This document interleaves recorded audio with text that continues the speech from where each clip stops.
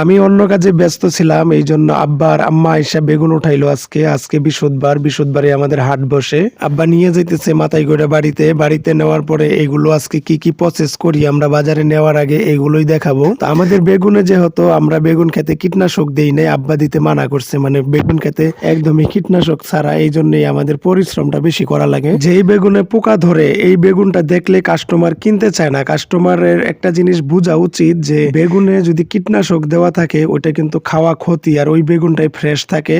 যেটা কীটনাশক থাকে না ওই বেগুনটা কিন্তু একটু পোকা ধরা থাকে, বেগুনের সাইজ একটু অন্যরকম থাকে, ওইগুলোই কিন্তু কাস্টমারদের কিনে খাওয়া মানে উত্তম আমি মনে করি স্বাস্থ্যের জন্য। যাই হোক, বেগুন নিয়ে আইসা পড়ছি। এখন কিন্তু যে পোকা ধরা বেগুনগুলো আছে এগুলো আমরা সাইজ করতেছি। তারপরে কিছু বেগুন আগে উঠাইছিলাম, চিপাই চাপাই থেকে গেছিল, ওইগুলো বাড়তি হয়ে গেছে, ওইগুলো সাইজ করতেছি। বেগুন সাইজ করা শেষ, এখন ওজন দিয়ে দিব। আর আব্বা বেশিরভাগ বেগুনই কিন্তু পাইকারি বিক্রি করে দেয়। ওজন দিয়ে দিলে একটা সুবিধা হয়, কয় কেজি হয় ওদেরকে বললেই ওই হিসাব করে ওরা টাকাটা দিয়ে দেয়।